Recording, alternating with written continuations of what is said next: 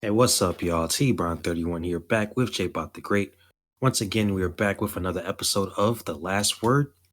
Again, another exciting weekend in football, in the NFL, college football alike. A lot of big games this weekend, and we're going to start with probably one of the biggest games of the season so far. Heading into it, you had two top 10 teams from the Big Ten, Penn State and Ohio State.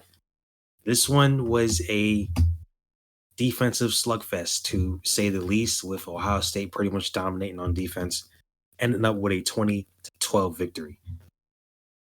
Yeah, I mean, we're going to talk a lot in this segment about the kind of stagnancy of Penn State's offense, but I don't want to make it sound like Ohio State had the best offensive performance of all time in this game either. They did what they had to do. They got out, they played well, and they won. Definitely a good game for them.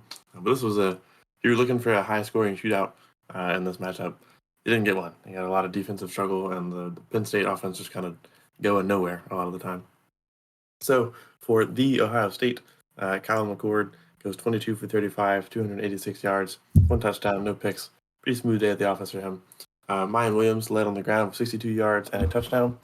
Marvin Harrison Jr. had a monster game, 162 yards and a touchdown.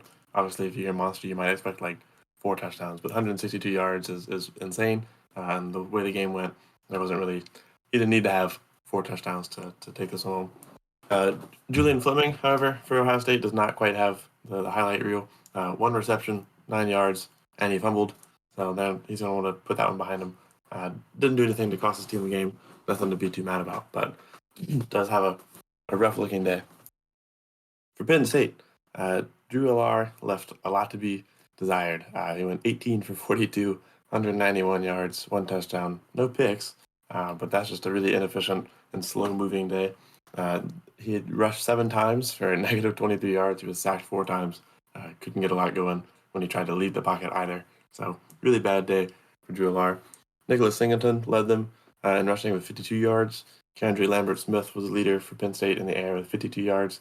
But Caden Saunders was the only Penn State receiver to get a touchdown. It was Tyler Elton that recovered the Julian Fleming fumble. And then the Penn State was kind of forced to go for 2 towards the end. They had 2 field goals. They score a touchdown. They're trying to get something out of it. They go for 2, and it doesn't work. So they end up with a weird-looking 12-20 final score. It would look like they just hit a bunch of field goals, but they did, in fact, score a touchdown. They just couldn't complete the 2-point conversion. And I would say it's one that you kind of do have to go for. So respect them for trying it. They could have tried to salvage something at the end of the game here, but missing on the 2-point conversion kind of put it to bed. I mean, they would still be able to salvage it, right? If they were able to somehow score again, they'd be able to try to go for 8 points again. But this one didn't work out. They had a really, really, really slow day, and they're definitely going to want to put this one behind them. Probably going to be a big blow to their hopes for the future.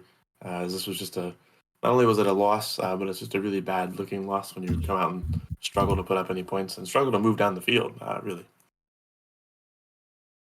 Yeah, I think, obviously it's not going to kill them. They're down at 10. They still have to play Michigan later on. So, I mean, there's a scenario where, each of these 3 teams, Ohio State, Michigan, and Penn State, they all lose to each other once. Then there's some shenanigans that can go on there. But yeah, it's definitely a blow because, I mean, it's not like this game had to be high scoring for it to be a better loss, but to just completely get dismantled the way they did, obviously they only lost by 8, but even if it was 20-6, like it probably should have been at the end, like it just was bad. I mean, I think there's a drive.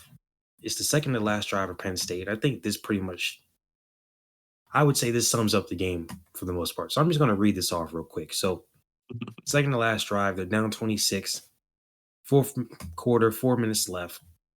And this is what we got for Drew Aller and the Penn State offense. So Drew Aller, incomplete pass, run for 3 yards, penalty on Ohio State, so it gives them a first down. Then Drew Aller comes back again for incomplete pass, incomplete, roughing the passer.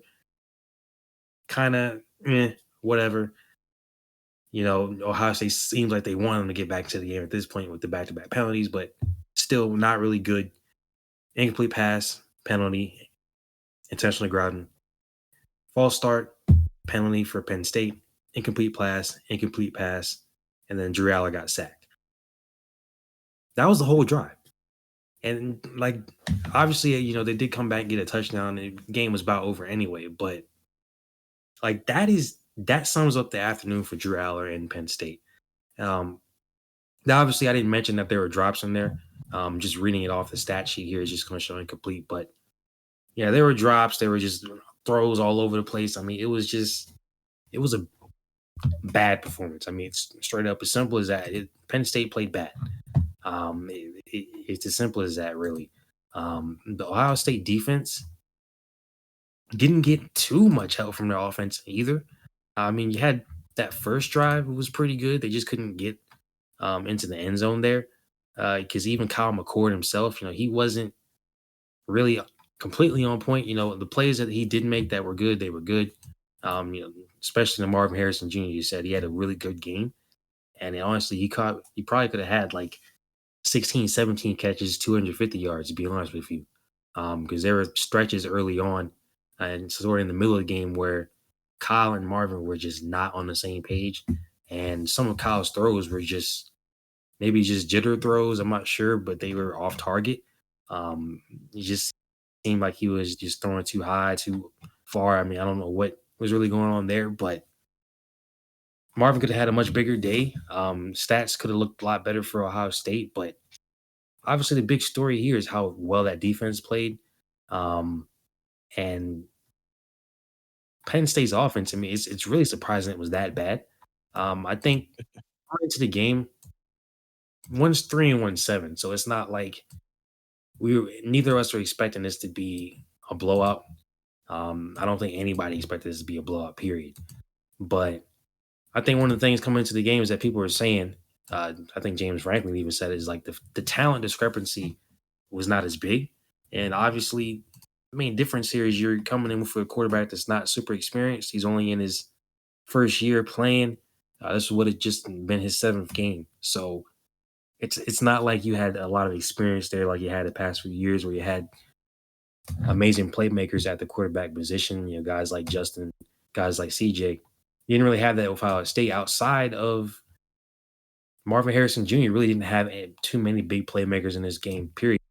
Travion Henderson didn't play in this one. So really it just came, Joe Klatt said it just came down to the fact that Ohio State had Marvin Harrison Jr., had a guy that can go make plays, and the defense that can get stops every single drive.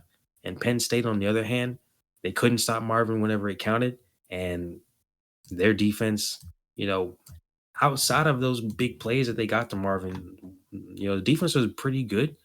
But it just, when your offense is playing that horribly, it doesn't really matter. And those kind of plays that you got to Marvin, the touchdown at the end, those are plays that are going to kill you at the end and make the difference. So, yeah, I don't think it's a complete fatal blow for Penn State, but it's definitely a horrible performance. I mean, we talk about quality losses, funnily enough, but yeah, this is not a quality loss. I mean, you can talk about how good Ohio State is, but I mean, when you pretty much do nothing in this game, I don't really see how you can really get much from it from Penn State.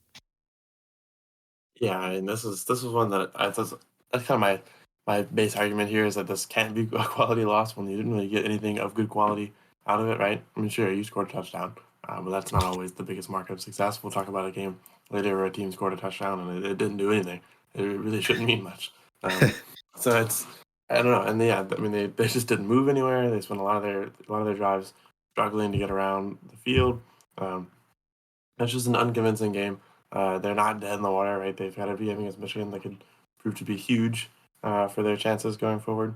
Um, but this is one that I think is just really going to be more detrimental than it would be positive for them, and it's not going to be great.